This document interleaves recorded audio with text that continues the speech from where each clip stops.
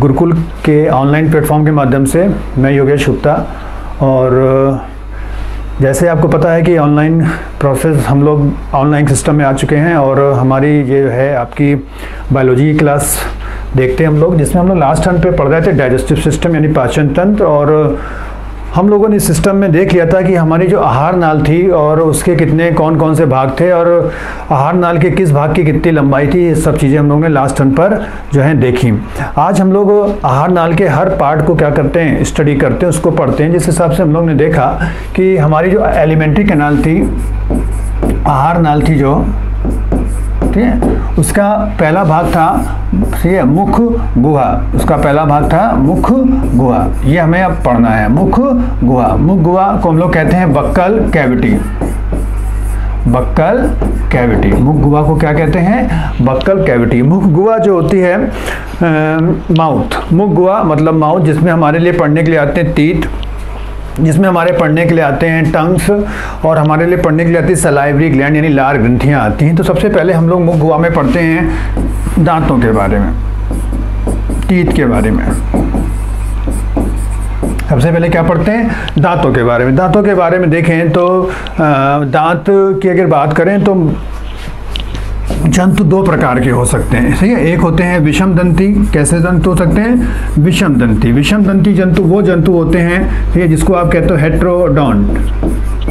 Heterodont, ठीक है, heterodont मतलब, ठीक है, विषम दंती मतलब वो जंतु जिनके में दांत के कई प्रकार पाए जाएं। ऐसे जंतुओं को हम लोग क्या कहते हैं कि ये विषम दंती जंतु होते हैं। और एक ऐसे होते हैं जो कैसे होते हैं, समदंती। समदंती मतलब होमोडोंट। समदंती मतलब होमोडोंट।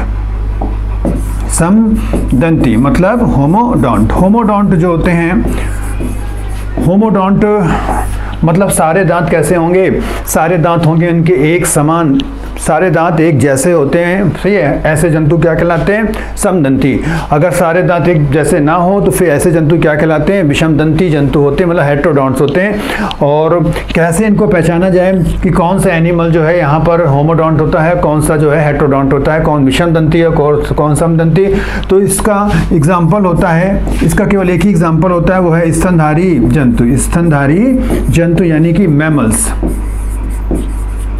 मैमल्स जो होते हैं, मैमल्स जो होते हैं वो कैसे होते हैं, विषमदंती होते हैं। बाकी जो बच जाते हैं वो सारे जंतु कैसे होते हैं, समदंती होते हैं। समदंती मतलब सारे दांत एक समान। तो अब ये तो हमारा कंफ्यूजन दूर हो गया कि कौन से जंतु विषमदंती और कौन से जंतु समदंती होते हैं। तो विषमदंती मतलब केवल स्तनधारी, सही है, और जो बच जाते हैं वो सब रेस्ट कैसे हो जाते हैं, समदंती जंतु कहलाते हैं। तो हम लोग जो हैं चूंकि स्तनधारी हैं इसलिए हम लोग कैसे एनिमल हैं, विषमदंती जंतु हैं हम लोग से। अब बात आती है हम लोग में कितने प्रकार के दांत पाए जाते हैं। तो ये दांतों के क्या देख रहे हैं, प्रकार। दांतों के क्या देख रहे हैं, प्रकार। क्योंकि हम लोग जो है तो ये विषमदंती जंतु हैं, इसलिए हम लोगों में कितने प्रकार के दांत पाए जाते हैं, हम लोगों में कितने प्रकार के दांत पाए जाते हैं। तो हम लोगों में 4 प्रकार के दांत पाए जाते हैं। कितने प्रकार के होते हैं, 4 प्रकार के, ठीक है।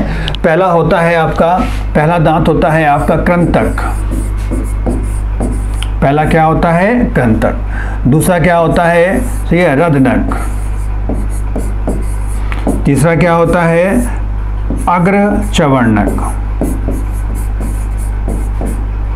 अग्रचवर्णक।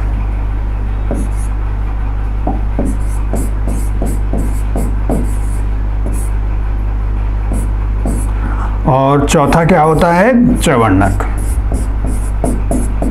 ठीक है, जिसको आप कहते हो मोलर, इसको कहते हो प्रीमोलर, और इसको कहते हो कैनाइन, और इसको कहते हो रदनक, ठीक है। ये क्या है, कैनाइन, और ये क्या है, इंसीजर। इस प्रकार हम लोगों ने देखा दांतों के प्रकार। 4 प्रकार के क्या होते हैं, हम लोगों में दांत होते हैं, ठीक है। क्योंकि हम लोग कैसे जंतु हैं, विषमदंती जंतु हैं, इसलिए सारे दांत एक जैसे नहीं होते। ये जो दांत होते हैं ये काम करते हैं काटने का, ठीक, या फिर काम करते हैं कुतरने का। रदनक जो होते हैं ये रत्नक दांत जो होते हैं ये क्या करते हैं, ये मांस को फाड़ देते हैं, इसे ये मांस को क्या कर देते हैं, फाड़ने का काम करते हैं, ये मांस को क्या कर देते हैं, फाड़ते हैं। और लास्ट के जो दो हैं ये जो हैं दांत हमारे यहाँ किसका कार्य करते हैं, चबाने का कार्य करते हैं, किसका कार्य करते हैं, चबाने का। सही है। इस प्रकार हम लोग ने देखा कि हम लोगों में 4 प्रकार के दांत हैं, सही है, कृंतक, रत्नक, अग्रचवर्णक और चवर्णक। सही है। अब बात आती है कि हम लोग के दांतों का सूत्र क्या होता है। सही, हम लोग के दांतों का सूत्र यानी डेंटल फार्मूला देखते हैं। अब हम लोग डेंटल फार्मूला मतलब दांतों का क्या देख रहे हैं, सूत्र देखे जा रहे हैं, डेंटल फार्मूला, डेंटल फार्मूला। तो डेंटल फार्मूला की बात आती है तो सबसे पहले बात करते हैं हम लोग एडल्ट की। एडल्ट मतलब किसी वयस्क मनुष्य के दांतों का आखिर फार्मूला क्या होता है, तो वो होता है 2 1 2 3। ठीक है, 2 1 2 3 अपॉन 2 1 2 3। ठीक है। और ये डेंटल फार्मूला कैसे पढ़ा जाता है इसको देखते हैं। ये डेंटल फार्मूला कैसे पढ़ा जाता है, ठीक है, तो ये होते हैं हमारे इंसीजर, ये होते हैं हमारे कैनाइन, ये होते हैं हमारे प्रीमोलर और ये होते हैं हमारे मोलर। ठीक है। ये एडल्ट्स यानी वयस्क मनुष्य के दांतों का एक सूत्र होता है जिसमें कि पढ़ने का तरीका ये होता है कि ये केवल आधे चेहरे के लिखे जाते हैं। ये जो है ये जो हैं केवल आधे चेहरे के क्या होते हैं, लिखे जाते हैं। ठीक है। एक मिनट, ये जो डेंटल फार्मूला होता है वो केवल आधे चेहरे का लिखा जाता है, मतलब ऊपर जो ऊपर लिखे हैं वो ऊपरी जबड़े के दांत हैं और जो नीचे लिखे हैं वो निचले जबड़े के क्या होते हैं, दांत होते हैं, लेकिन केवल वन साइड, एक तरफ के, आइदर राइट और इधर लेफ्ट। सही है, या तो लेफ्ट या फिर राइट। तो देखते हैं इसको 2 1 2 3 अपॉन 2 1 2 3 कैसे पढ़ते हैं, तो देखते हैं कितने दांत हो गए। फिर ऊपरी जबड़े में कितने दांत हो गए, जोड़ लेते हैं इनको, तो जोड़ने में कितना आता है, 8। ठीक है, मतलब हमारे ऊपरी जबड़े के एक साइड में कितने दांत हैं, 8, तो दूसरे साइड में कितने दांत होंगे, 8, इसलिए 2 का क्या कर दिया, मल्टीप्लिकेशन। अब बात आती है निचले जबड़े की बात आती है, तो निचले जबड़े में कुल कितने दांत होते हैं, 8। सही है, जोड़ेंगे आपको क्या आएगा आंसर, फिर 8 आएगा। इसको फिर 2 से मल्टीप्लाई कर रहे हैं। क्यों 2 से मल्टीप्लाई कर रहे हैं, क्योंकि ये केवल आधे चेहरे का आता है, बाकी आधे चेहरे का आपको सही है डबल करना पड़ता है। तो कितने हो गए, 16। तो ओवरऑल कितने, 32। 16 ऊपर और 16 नीचे जो होते हैं दांतों की संख्या होती है। अब बात ये आती है, सही है, कि सही है, हम ये हमारे दांतों के का मैक्सिमम नंबर होता है। 32 हमारे दांतों का मैक्सिमम नंबर होता है। इसका मतलब ये नहीं कि हर व्यक्ति के दांत 32 होंगे, लेकिन हमारे दांतों की संख्या की जो सीमा होती है वो होती है 32, इसके बियॉन्ड हम नहीं जा सकते। अब इस डेंटल फार्मूले का यूज़ क्या है, मतलब ये क्यों बताया गया और क्या इसका तो ये यूज़ क्या है, यूज़ देखते हैं। इसका यूज़ ये है कि हम इस फार्मूले के माध्यम से किसी भी दांत की पूर्ण संख्या को क्या कर सकते हैं, निकाल लेते हैं। जिस प्रकार से देखते हैं, उदाहरण के तौर पे फॉर एग्जांपल, सही है, फॉर एग्जाम्पल देख लेते हैं हम लोग कि इसका हम यूज़ क्या करने जा रहे हैं। सही है, तो इसका यूज़ देखते हैं। हमने पूछा कि आपके पास कुल कितने प्री मोलर हैं, टोटल कितने प्री मोलर पाए जाते हैं। तो टोटल प्री मोलर्स की जब बात आती है तो देखते हैं, तो 4 ऊपर हैं, 4 ऊपर, कैसे 4 ऊपर, 2 आपके राइट साइड पे हैं तो 2 आपके लेफ्ट साइड पे होंगे, तो ऊपर कितने हो गए, 4। ठीक है, नीचे देखते हैं, 2 अभी नीचे राइट साइड पे हैं तो 2 अभी लेफ्ट साइड पे और होंगे, तो इस प्रकार टोटल कितने आ गए, 8। किन दांतों की संख्या 8 है, ये आपके पास प्री मोलर, किसकी, प्री मोलर। तो इस तरह हम किसी भी दांत के होल नंबर्स यानी संपूर्ण संख्या को क्या कर सकते हैं, यहाँ से निकाल सकते हैं। जैसे कि अब हमने बात करी मोलर की, मोलर अगर हम पूछें तो कितने मोलर, सही है। दूसरा एग्जांपल देखते हैं, तो 3 आपके अभी राइट साइड पर हैं ऊपर की तरफ, 3 राइट साइड पे हैं, तो नीचे, सही है, ऊपर की तरफ राइट साइड पे कितने हैं, 3। तो फिर लेफ्ट साइड पर भी ऊपर कितने होंगे, 3। तो 3 राइट साइड पे हैं ऊपर, तो 3 लेफ्ट साइड पे होंगे, तो कितने हो गए ऊपर, 6। ठीक है। अब बात आती है नीचे देखते हैं, नीचे भी देखते हैं कितने हैं, तो नीचे कितने हैं, तो ऊपर हो गए 6, तो नीचे कितने हैं वो देख लेते हैं। तो नीचे आए, ठीक है, राइट साइड पे नीचे कितने हैं 3, और नीचे फिर लेफ्ट साइड पे भी कितने होंगे 3, तो कितने हो गए 6, तो टोटल कितने हो गए 12। मतलब हमारे पास कितने मोलर हो सकते हैं, ज़्यादा से ज़्यादा 12 मोलर हो सकते हैं। कितने मोलर हो सकते हैं 12। इस तरह ये डेंटल फॉर्मूले का क्या होता है, एक यूज़ हो जाता है कि हम इससे किसी भी दांत के होल नंबर्स को क्या कर सकते हैं, निकाल सकते हैं। अब बात आती है कि अगर हम बच्चों की बात करें, सही है, बच्चों की अगर हम बात कर देते हैं, बच्चे मतलब जिनके दूध के दांत होते हैं, किनकी बात कर रहे हैं हम लोग, दूध के दांतों की बात हो रही है। किसकी बात आ रही है, दूध के दांत। दूध के दांतों की अगर हम बात करते हैं तो दूध के दांतों के लिए बच्चों का जो सूत्र होता है वो होता है 2102, सही है, अपॉन 2102 अपॉन 2102। ये हम लोग के बच्चों के लिए डेंटल फार्मूला होता है। लेकिन किनके, जिनके दूध के दांत होते हैं तो, और फिर ICPM, तो ICPM को सही है, कैसे इसको पढ़ा जाएगा, फिर वही तरीका है। ये जो दांत लिखे हैं ये ऊपरी जबड़े के हैं, ये जो नीचे लिखे हैं वो निचले जबड़े के, लेकिन ये केवल हाफ फेस का होता है, केवल आधे चेहरे का ही लिखा जाता है। अब पढ़ने का क्या तरीका होता है देख लिया हमने। अब हम देखते हैं कि आखिर मनुष्य में बच्चों में कितने दूध के दांत होते हैं। अब आप इनको जोड़िएगा, आप इनको अगर जोड़ते जाएं तो देखिए कितना आया 5 आपके ऊपरी जबड़े पे हैं, लेकिन राइट साइड पे, सही है। तो लेफ्ट साइड में भी कितने होंगे 5, तो ओवरऑल कितने हो गए 10। अब आप इसको जोड़िएगा, सही है, आप इसको जोड़िए तो देखिए ये निचले जबड़े में कितने दांत हैं, निचले जबड़े के राइट साइड पे कितने दांत हैं 5, तो लेफ्ट साइड पे भी कितने होंगे 5, सही है। टोटल कितने हो गए 10। तो टोटल दूध के दांतों की संख्या कितनी होती है 20। टोटल दूध के दांतों की संख्या कितनी होती है 20, सही है। अब बात ये आई कि अब बच्चे में, सही है, बच्चे में कौन से दांत नहीं निकलते हैं, सही है, बच्चों में कौन से दांत नहीं निकलते। तो बच्चों में प्री मोलर जो होते हैं ना, देखिए नहीं आते हैं, बच्चों में प्री मोलर्स नहीं आते, सही है, क्योंकि प्री मोलर कितने लिखे हैं 0, ठीक है। अब इसी पे फिर दूसरा क्वेश्चन ये बनता है कि कौन से दांत जीवन में एक बार निकलते हैं, सही है, तो वो भी इसका आंसर भी क्या हो जाता है प्री मोलर। इसका भी आंसर क्या हो जाता है प्री मोलर, क्योंकि ये दूध के दांत जो हैं ये गिर जाएंगे और इनके स्थान पर नए दांत आएंगे, मतलब दोबारा आएंगे। लेकिन प्री मोलर तो पहले भी नहीं आए थे। अब जब आप एडल्ट होने लगोगे, बड़े होने लगोगे, तब ये आपके पास आएंगे, इसलिए ये पहली बार निकलते हैं। तो इस पे प्री मोलर पे 2 क्वेश्चन आपके बन गए। एक तो ये बना कि बच्चों में कौन से दांत नहीं आते, तो प्री मोलर। फिर सेकंड क्वेश्चन ये बनता है कि कौन से दांत जीवन में केवल एक ही बार निकल सकते हैं, तो वो होते हैं हमारे पास प्री मोलर, ठीक है। तो ये हमारे पास डेंटल फार्मूला हो गया, ठीक है। एडल्ट का भी हमने देख लिया, ठीक है, और हमने बच्चों का भी क्या देखा, डेंटल फार्मूला देख लिया, डेंटल फार्मूले का यूज देख लिया, और डेंटल फार्मूले को पढ़ा कैसे जाता है इसका हमने तरीका भी देखा। अब बात आती है दांत की, सही है। तो दांतों का जो सफ़ेद हिस्सा होता है, वाइट पार्ट, कौन सा भाग, सफ़ेद भाग, ठीक है। दांतों का कौन सा पार्ट, वाइट पार्ट, ठीक है। तो वाइट पार्ट जो होता है दांतों का सफ़ेद भाग, इसको क्या कहते हैं इनेमल। इसको क्या कहा जाता है इनेमल। इसको हम लोग क्या कहते हैं इनेमल्स कहते हैं, ठीक है।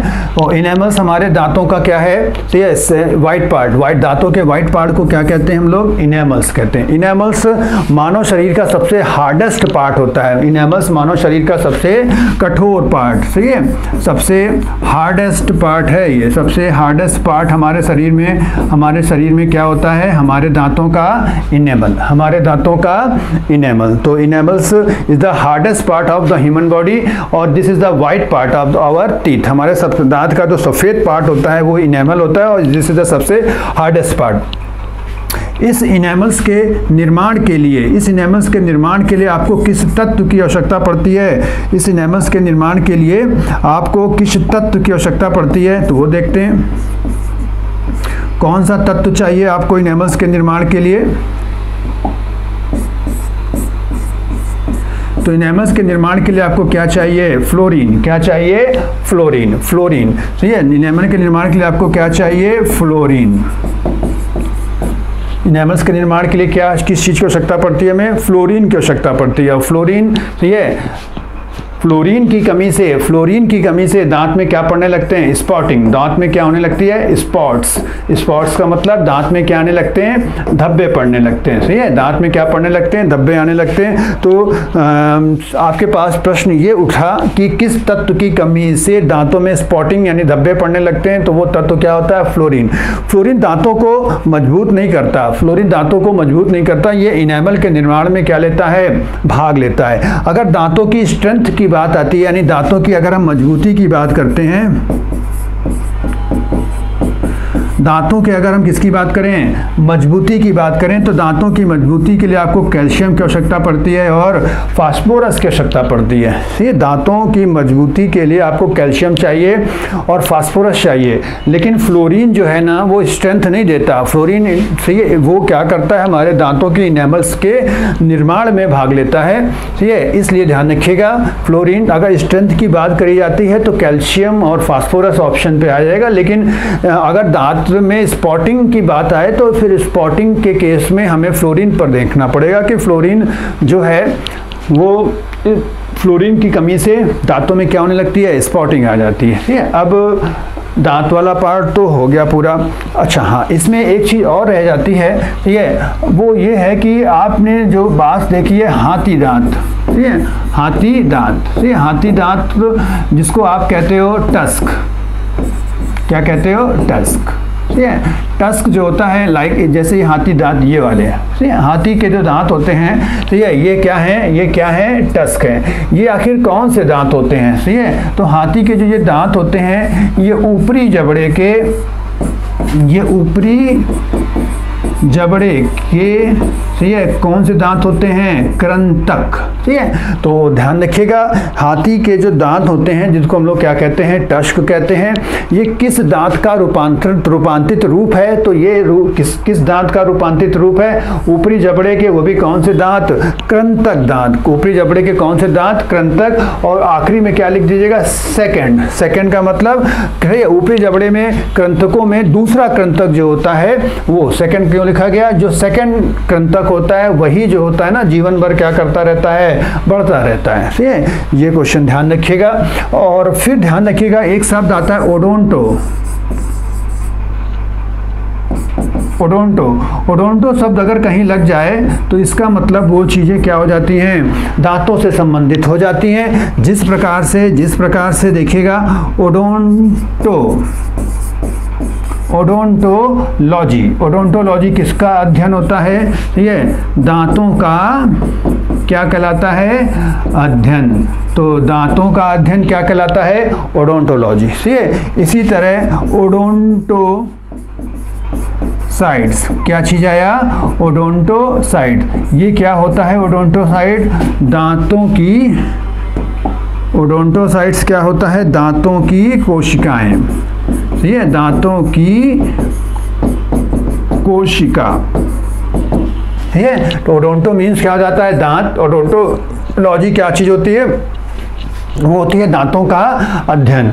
और ओडोंटोसाइट्स क्या होता है? दांतों की सेल्स को क्या कहते हैं? ओडोंटोसाइट्स कहते हैं। ठीक है, और ये सेल्स अगर सक्रिय रहेंगी तो दांत जीवन भर क्या होंगे? बढ़ते रहेंगे। अगर सही है, ये सेल अगर निष्क्रिय हो जाती हैं तो फिर दांत बढ़ना क्या हो जाते हैं? बंद हो जाते हैं। जिस प्रकार से आप किसको देख रहे हो? टस्क को।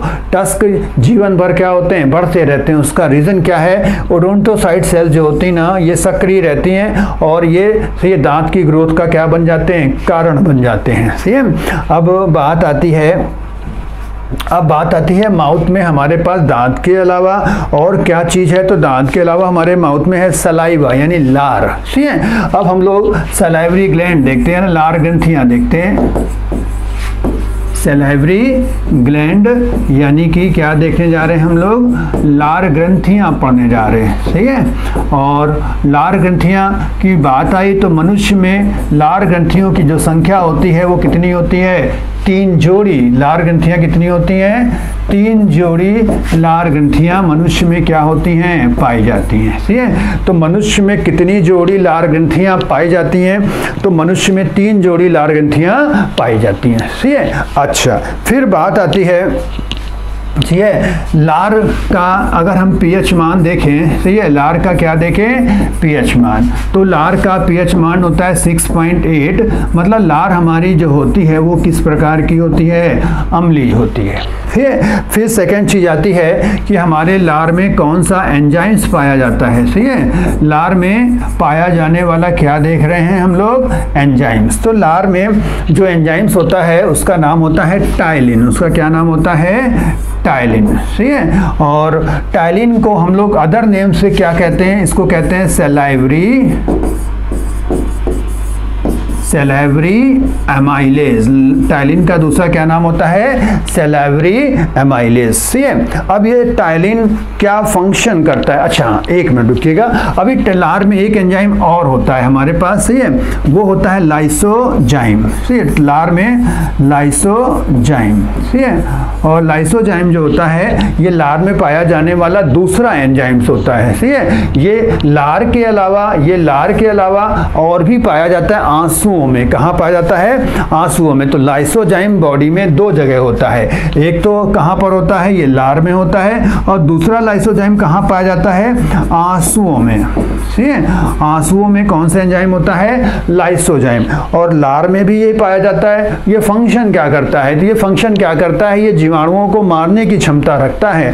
ये लाइसोजाइम जो है ये जीवाणुओं को मारने की क्षमता रखता है, जबकि टाइलिन ऐसा काम नहीं करता। टाइलिन का जो काम होता है ये आपके भोजन में आने वाले स्टार्च को, टाइलिन क्या काम करता है, आपके भोजन में आने वाले स्टार्च को किस में बदल देता है, माल्टोज में। किस में बदल देता है, माल्टोज में। कौन बदलता है, टाइलिन, सही है। कौन बदल देता है, टाइलिन। तो टाइलिन क्या काम करता है, तो टाइलिन का काम होता है ये स्टार्च को किसमें चेंज कर देता है, माल्टोज में। ये स्टार्च को किसमें चेंज करता है, माल्टोज में, ठीक है। तो ये तो हमारे, ये लार का क्या हो गया, लार में पाए जाने वाले एंजाइम्स का काम। तो लार में दो एंजाइम्स थे, एक एंजाइम्स था आपका टाइलिन जो कि स्टार्च को किसमें कन्वर्ट कर देता है, माल्टोज में, और सेकंड एंजाइम था लाइसोजाइम जो कि जर्मिसाइड्स होता है, मतलब कि जर्म्स को मारने की क्या करता है, क्षमता रखता है, लाइक बैक्टीरिया को मार देगा। अब बात आती है, अब लार ग्रंथियों में हमें एक लार ग्रंथि पढ़नी पड़ जाती है, और वो लार ग्रंथि होती है पैरोटिड। कौन सी लार ग्रंथि, पैरोटिड। इसको हमें थोड़ा सा पढ़ना पड़ेगा। तो पैरोटिड की जब बात आती है तो ये जो पैरोटिड लार ग्रंथि होती है इसकी विशेषता क्या है, इसकी विशेषता देखते हैं। इसकी पहली विशेषता ये होती है कि यह लार ग्रंथियों में सबसे बड़ी लार ग्रंथि होती है। ये लार ग्रंथियों में सबसे क्या है, सबसे बड़ी क्या है, लार ग्रंथि। तो सबसे बड़ी लार ग्रंथि कौन सी होती है, पैरोटिड, ठीक है। दूसरा काम, दूसरा इस लार ग्रंथि में और क्या हमें पढ़ना है, तो दूसरा हमें इस लार ग्रंथि में पढ़ना है कि इस लार ग्रंथि में जब कभी वायरस का इन्फेक्शन हो जाएगा, किसका इन्फेक्शन होगा, वायरस से। मतलब यह लार ग्रंथि कभी अगर वायरस के संपर्क में आती है तो सही है, उस वायरस का नाम होता है पैरामिक्सो वायरस, सही है, पैरामिक्सो वायरस। जब यह लार ग्रंथि इस वायरस के संपर्क में आती है तो एक बीमारी उत्पन्न कर देती है जिसको आप कहते हो मम्स। क्या कहते हो, मम्स। मम्स को आप हिंदी में कई भाषाओं में अलग अलग नाम से जानते हो। कुछ लोग इसको क्या कहते हैं, गलसुआ, तो कुछ लोग इसको कहते हैं कनबुज। क्या कहते हैं, कनबुज, गलशुआ या कनबुज। तो क्या चीज समझ में आई, हमें समझ में ये आई कि पैरोटिड जो लार ग्रंथि है जब ये कभी पैरामिक्सो वायरस के संपर्क में आ जाए तो फिर कौन सी बीमारी उत्पन्न कर देती है, मम्स यानी कि गलसुआ, और कुछ लोग इसको अपनी भाषा में क्या कहते हैं, कनबुज कहते हैं। कुछ लोग इसको अपनी भाषा में क्या कहते हैं, कनबुज कहते हैं, ठीक है। अच्छा, फिर तीसरी चीज जो बात आई इस लार ग्रंथि में, तीसरी बात ये आती है कि इसी पैरोटिड ग्रंथि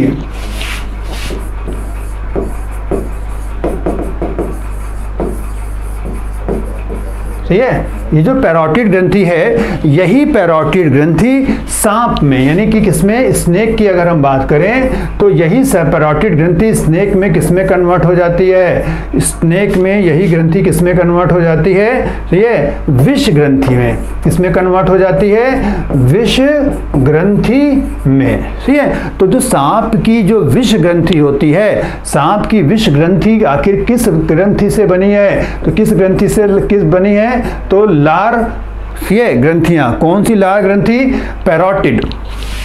तो सांप की जो कौन सी लार, सॉरी, सांप में तो यही पैरोटिड लार ग्रंथि, सांप में यही पैरोटिड लार ग्रंथि किसमें कन्वर्ट हो जाती है, विष ग्रंथि में क्या हो जाती है, कन्वर्ट हो जाती है। ठीक है, अब बात आती है इस लार ग्रंथि का एक अगला यूज भी, इस लार ग्रंथि का नहीं, मतलब कहना चाहते हैं क्या लार ग्रंथि और भी कोई काम कर सकती है, हाँ लार ग्रंथियाँ और भी कोई काम कर सकती हैं, लेकिन हम लोगों में तो फिलहाल इतना ही सीमित है। लेकिन आपको पता है रेशम की जब बात आती है, ठीक है, रेशम का निर्माण भी कौन करता है, लार ग्रंथियाँ करती हैं। कौन करता है, लार ग्रंथियाँ, जिसको हम लोग देखते हैं। ठीक है, अब बात आती है सेरीकल्चर।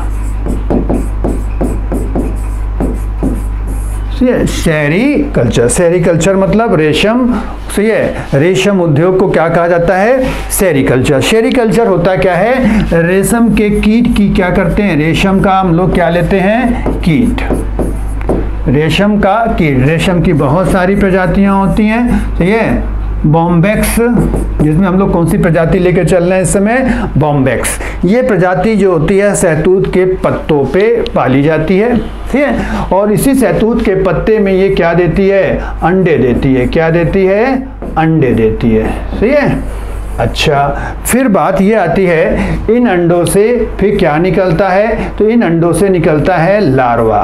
क्या निकलता है, लार्वा निकलता है। सही है, इन अंडों से क्या निकलता है, लार्वा। ठीक है, और इस लार्वे का नाम होता है कैटरपिलर। इस लार्वे का क्या नाम होता है, कैटरपिलर।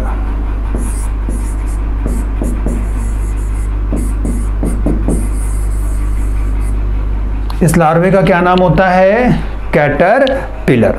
ठीक है, अच्छा, ये लार्वा सपोज कीजिए कि ये क्या है, कैटरपिलर है। ये क्या है, कैटरपिलर। ठीक है, ये कैटरपिलर है। ठीक है, अब ये कैटरपिलर क्या करता है, ये पत्तियां खाता है। ठीक है, अब ये कैटरपिलर पत्तियां खाता है सहतूत की, और साथ ही साथ क्या करता है, जब ये थोड़ा बड़ा हो जाता है तो ये इसकी ये लारग्रंथियों से क्या बनाता है, अपने चारों तरफ एक कवर बनाने लगता है। ये लारग्रंथियों से अपने चारों तरफ क्या बनाने लगता है, कवर। मतलब आप कुल मिला के ये कह सकते हैं कि लारग्रंथियों से ये अपने शरीर को क्या करता है, पूरा गीला कर लेता है। ठीक है, इस प्रकार से। और जब ये लार्स सूख जाती है तो इसके चारों तरफ एक क्या बन जाता है, लार्स का एक आवरण बन जाता है। ठीक है, और यही लार्वा इस आवरण के अंदर क्या हो जाता है, छुपा रहता है। जीवन चक्र की इस अवस्था को हम लोग कहते हैं, ये क्या है, प्यूपा। जीवन चक्र की इस अवस्था को क्या कहते हैं, प्यूपा।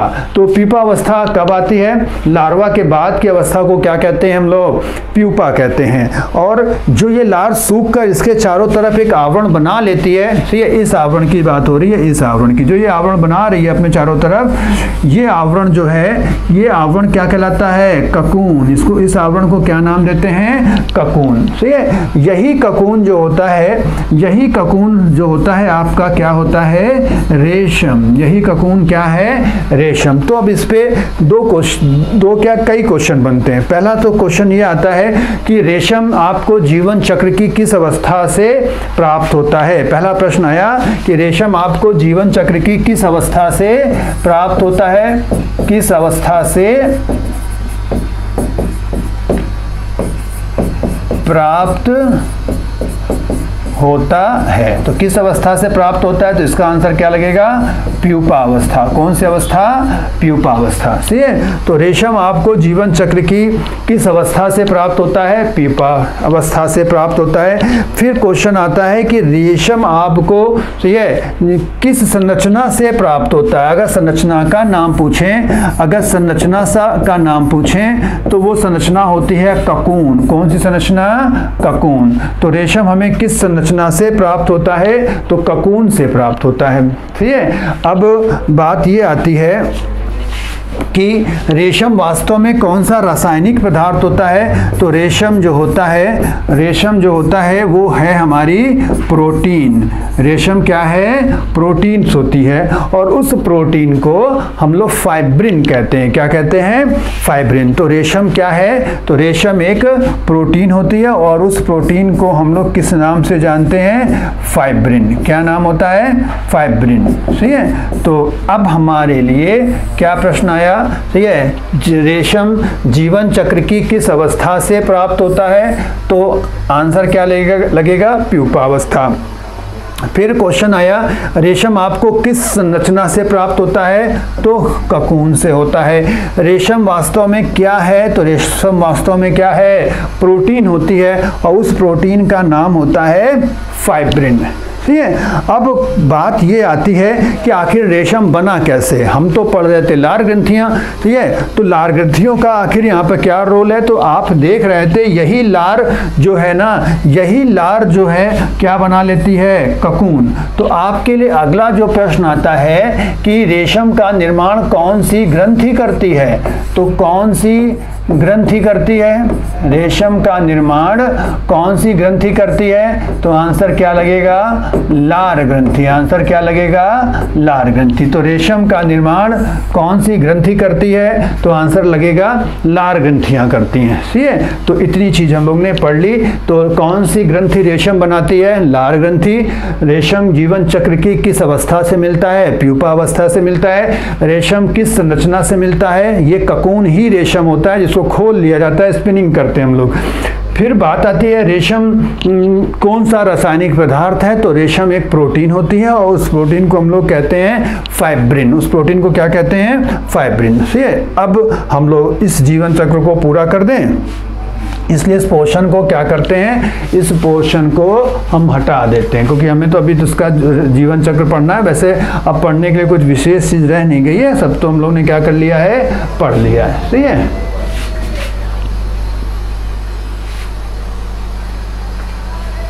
चल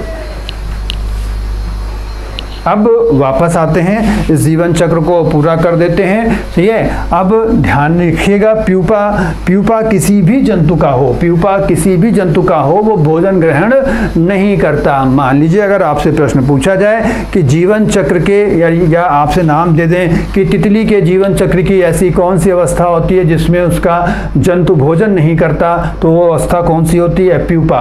किसी भी जंतु का प्यूपा भोजन ग्रहण नहीं करता है। ठीक है, अब बात आती है इस प्यूपा से अगर आपको रेशम निकालना है तो आप इसको मार दीजिए। मार देने का मतलब होता है इसको गर्म पानी में डाल दिया जाता है और ये मर जाता है। लेकिन अगर आप चाहते हो कि इसका जीवन चक्र आगे बढ़े तो फिर इसको छोड़ दीजिए, ये बड़ा हो जाएगा और बड़ा होके ये इस ककून को काट के बाहर आ जाता है, तो इसको कहा जाता है इमेगो। क्या कहते हैं? इमेगो। इमेगो जो होती है ये इसकी शिशु अवस्था होती है। रेशम के कीट की शिशु अवस्था को क्या कहते हैं? इमेगो। किसी भी जीव की शिशु अवस्था को क्या कहते हैं? इमेगो कहते हैं। अब ये इमेगो वयस्क होके क्या बना लेगा? ये वयस्क होके क्या बना लेगा? रेशम का कीट बन जाएगा।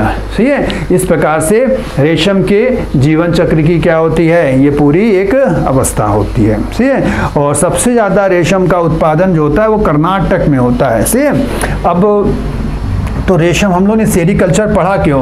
क्योंकि हम लोग पढ़ रहे थे लार ग्रंथियाँ। क्या पढ़ रहे थे? लार ग्रंथियाँ। अब बात आती है माउथ में हमारे और क्या चीज़ रह गई पढ़ने के लिए। ठीक है, तो माउथ में पढ़ने के लिए हमारे पास रह गई टंग।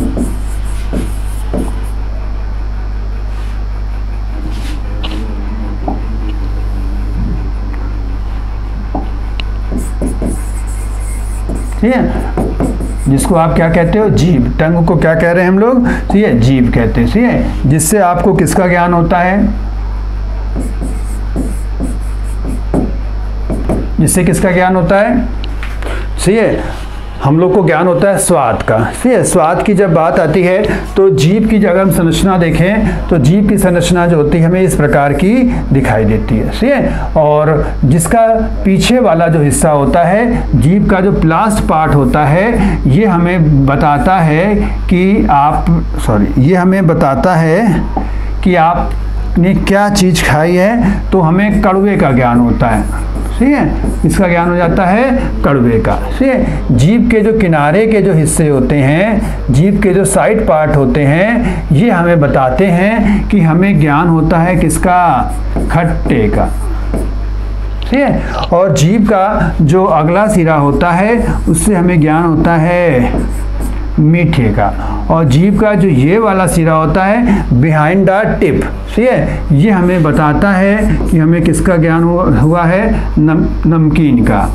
ठीक है, तो इस प्रकार से ये जो है हमारे पास टंग हो गई, और टंग से हमें किसका ज्ञान हो जाता है, स्वाद का, यानी किसका ज्ञान हो रहा है, ठीक है, स्वाद का। पीछे वाले हिस्से से कड़वे का, साइड वाले हिस्से से खट्टे का, और सही है अगले वाले हिस्से से मीठे का, और मिड वाले पार्ट से किसका ज्ञान हो रहा है, नमकीन का। ठीक है, इस प्रकार ये हो गई हमारे टंग की बात हो गई है। अब हम आगे बढ़ते हैं। माउथ के बाद हमें पढ़ना पड़ता है, माउथ के बाद हमारे पास आती है हेडिंग स्वर यंत्र। क्या पढ़ते हैं, स्वर यंत्र।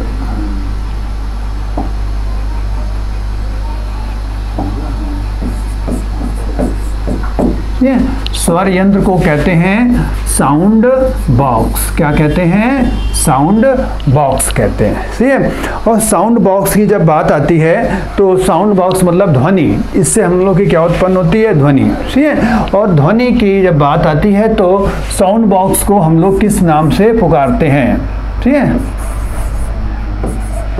लैरिंग्स। साउंड बॉक्स को किस बॉक्स नाम से, साइंस में हम लोग इसको क्या कहते हैं, लैरिंग्स। मतलब ये हमारा स्वर यंत्र है, ये क्या है, हमारा स्वर यंत्र।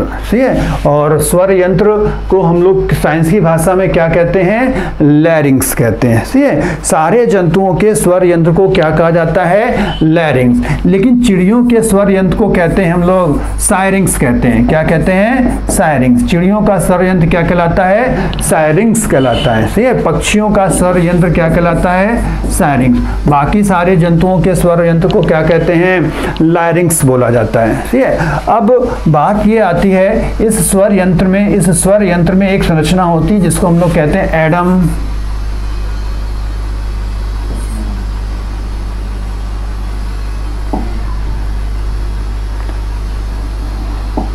इस स्वर यंत्र में एक संरचना होती है जिसको कहते हैं एडम। एक मिनट,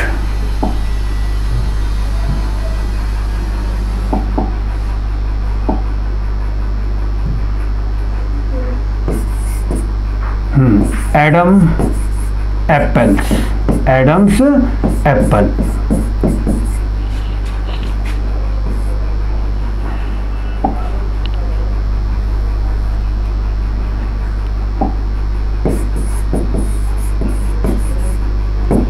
एडम्स एप्पल कहाँ पाया जाता है, स्वर यंत्र में। एडम्स एप्पल कहाँ पर होता है, स्वर यंत्र में होता है। सही है, ये चीज ध्यान रखिएगा।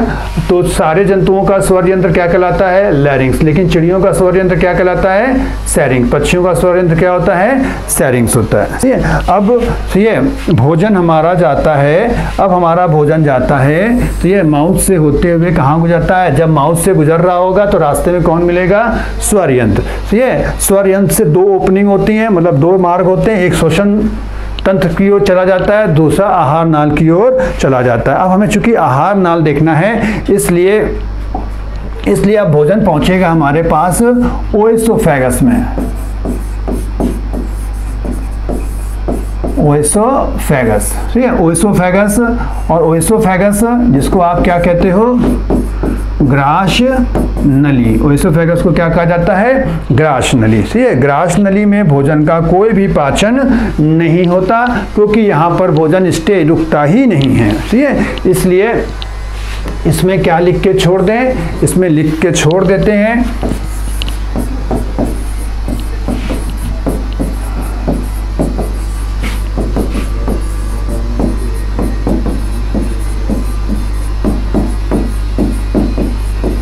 क्या लिख के छोड़ा, इसमें कोई भी पाचन की क्रिया नहीं होती है। ठीक है, ओएसोफेगस में कोई भी पाचन की क्रिया नहीं होती है। अब ये ओएसोफेगस है, ये माउथ से भोजन सबसे पहले अब कहाँ पहुँचेगा, ग्रास नली में, और ग्रास नली से अब भोजन जाएगा अमाशय की तरफ। कहाँ जाएगा, अमाशय। ठीक है, मतलब हमारे पढ़ने के लिए हमारी जो अगली हेडिंग आई अमाशय, और अमाशय को आप इंग्लिश में कहते हो स्टमक। ठीक है, इसी अमाशय को आप हिंदी में क्या कहते हो, जठर, और गैस्ट्रिक, क्या कहते हो, गैस्ट्रिक। ठीक है, तो अमाशय की जब बात आती है तो अमाशय को आप क्या कहते हो, ठीक है, इंग्लिश में स्टमक, और इसी को आप क्या कह सकते हो, जठर। ठीक है, तो अब बात ये आएगी, भोजन आपका माउथ से होते हुए कहाँ जाएगा, ग्रास नली में, ग्रास नली से कहाँ आएगा, अमाशय में। ठीक है, और अमाशय में सही है, जब भोजन आप करते हो तो यहाँ पर निर्माण हो जाता है जठर रस का। किसका निर्माण हो जाता है, जठर रस। क्या बनता है, जठर रस, या आप इसको कहते हो गैस्ट्रिक, क्या कहते हो, गैस्ट्रिक जूस। क्या बन जाता है, गैस्ट्रिक जूस बनता है। यहाँ पे जठर रस का निर्माण होता है, और इस जठर रस में बहुत सारी चीज़ें पाई जाती हैं। ठीक है, जैसे कि हम अगले पेज पे जाते हैं तो जठर रस की अगर हम बात करते हैं तो जठर रस जो होता है, इसका जो पीएच मान होता है वो होता है 2 से 3। जठर रस का पीएच मान क्या होता है, 2 से 3। इस जठर रस में क्या क्या चीज़ें पाई जाती हैं, तो इस जठर रस पे होता है HCl अम्ल। कौन सा अम्ल पाया जाता है, HCl अम्ल, जिसका फुल नेम होता है हाइड्रोक्लोरिक एसिड। ठीक है, अच्छा, फिर इस जठर रस में और क्या चीज़ पाई जाती है, तो इस जठर रस में एक एंजाइम होता है पेप्सिन। कौन सा एंजाइम है, पेप्सिन। और इस जठर रस में और क्या चीज़ होती है, तो दूसरा एंजाइम होता है रेनिन। कौन सा एंजाइम होता है, रेनिन। तो ये दोनों होते हैं एंजाइम्स, ये दोनों क्या हैं, एंजाइम। ठीक है, चलिए, तो जठर रस में हमारे पास 3 चीज़ें हैं, एक है रेनिन, दूसरा है पेप्सिन, और तीसरा है HCl। सबके आपको एक एक करके क्या देखने पड़ेंगे, कार्य देखने पड़ेंगे।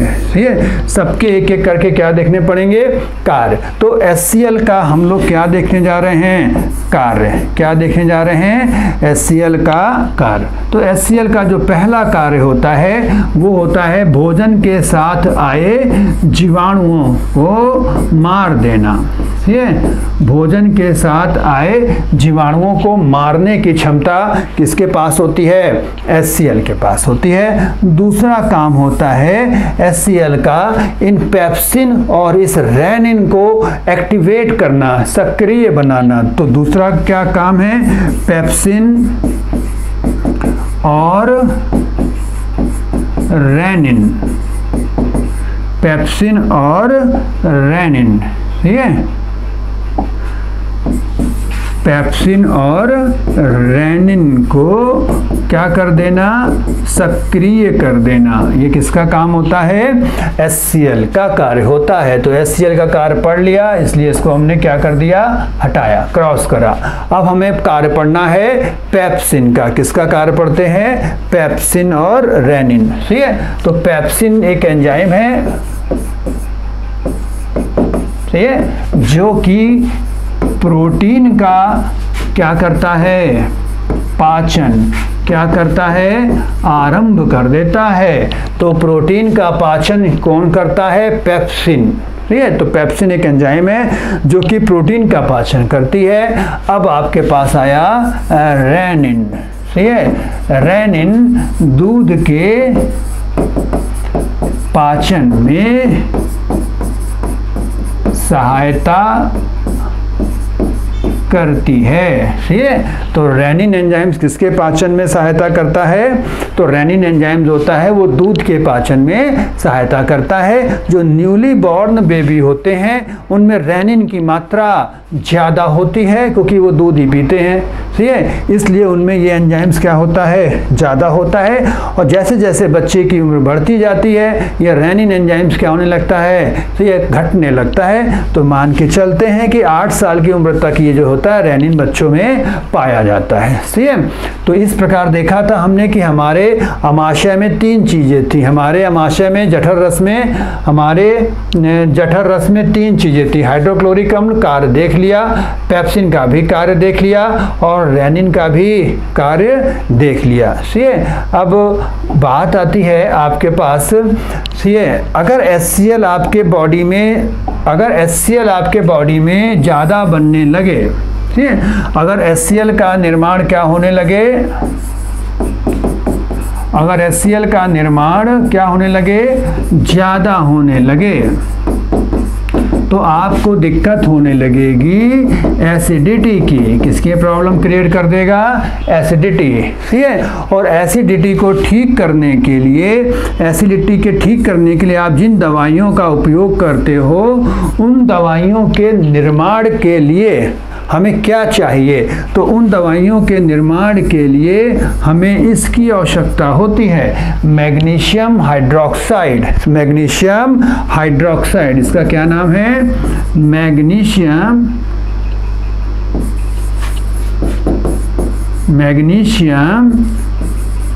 हाइड्रोक्साइड।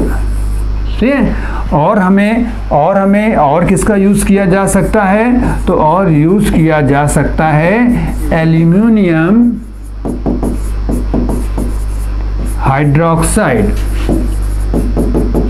और किसका यूज़ करेंगे? Aluminium hydroxide. तो एसिडिटी को ख़त्म करने के लिए हमें किन मेडिसिन का यूज़ जो भी मेडिसिन यूज़ कर रहे हो उस मेडिसिन का जो रॉ मटेरियल होता है वो मैग्नीशियम हाइड्रोक्साइड होता है और एल्यूमिनियम हाइड्रोक्साइड होता है। सेम। अब आपका भोजन जो है अमाशय में था और भोजन अमाशय में पच चुका है क्योंकि यहाँ पर जठर रस था, HCl था, पेप्सिन था, रेनिन था। पाचन की क्रिया यहाँ पर भी प्रोसीड आगे बढ़ेगी और अब भोजन आपका जो पहुँचेगा वो पहुँचेगा छोटी आंत में। भोजन कहाँ पे आ जाएगा? छोटी आंत में आ जाएगा, जिसको हम लोग कहते हैं स्मॉल इंटेस्टाइन। ठीक है, जिसको हम जो है नेक्स्ट लेक्चर पे आपको फिर यहीं से कंटिन्यूटी में ले लेंगे। ठीक है, और जिस प्रकार से आपको पता है कि ऑनलाइन क्लासेस के लिए आप इस चैनल को सब्सक्राइब कीजिए। ठीक है, और ज़्यादा से ज़्यादा शेयर कीजिए। ठीक है, जो आपका फीडबैक हो वो दीजिए आप इसमें। ठीक है, ओके, गुड बाय।